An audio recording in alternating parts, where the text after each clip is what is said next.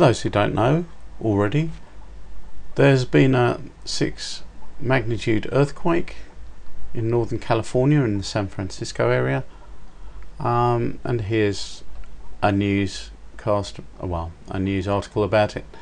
Now it's northern San Francisco Bay. It struck just before 3:30 a.m. this morning, San Francisco time, obviously, and it's the largest earthquake since the 6.9 magnitude quake in 1989.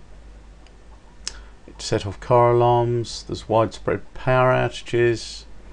In Napa County there's a bridge that's being examined to make sure it's still okay, because there's some faulting and cracking in that area apparently. And the depth of the earthquake was just less than 7 miles. There's been a lot of aftershocks. So let's have a look and see exactly where it was. And this is where it was. You can see it's the Napa area, and it's just near the Napa County Airport, if you guys know where that is. And this seems to be as near as we can get the pinpoint, which is near Carneros Creek,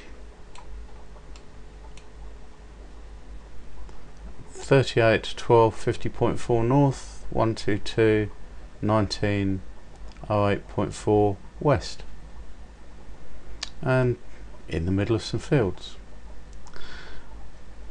So just how many earthquakes have there been today on Sunday? Would you believe 207 in that area, California and Nevada? 207. And you see all these little red dots there. These have been in the last hour. It's now 13:35 UK time, or 5:27 in the morning Pacific daytime. So there's been an awful lot of earthquakes and aftershocks, and some of the aftershocks have been further along the fault line.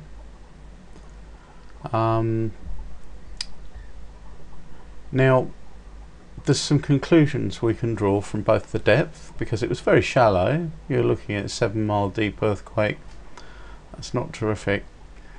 And the positioning, it being where it is along the fault, and that is that this is a stress relief earthquake, and that's good news, because the theory currently is that deep earthquakes, those that are deeper than sort of 30 miles or so, they're stress building earthquakes, and they put a fault under stress.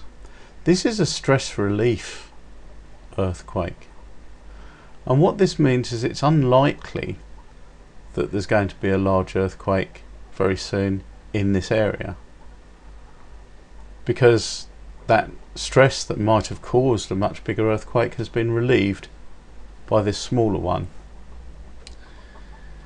So it's not likely that you're going to see within the next few months a repeat, for example, of the 1989 quake and the terrible devastation that was caused there, with the building collapses, the fires, highway collapses, bridge damage and everything else. In fact, I can remember going to San Francisco and actually seeing this, the aftermath of the earthquake.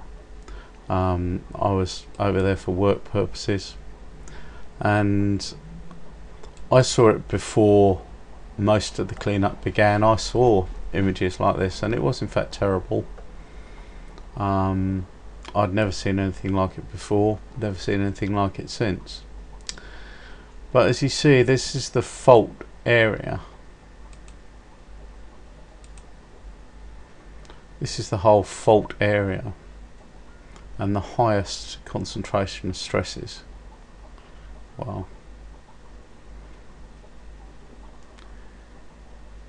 You can see that we're well north of the area where that original earthquake occurred. We're up here somewhere.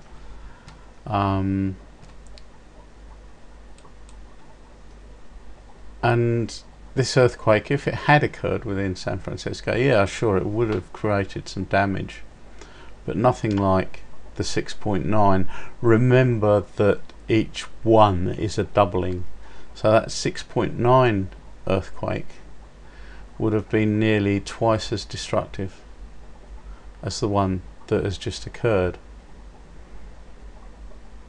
So this earthquake that's just happened, okay, there's been a lot of geological things in the news with the eruption in Iceland and so on, and there's been a lot of earthquakes in South America, but this particular earthquake is quite good news, really, for the residents of San Francisco, I would say. Thank you very much.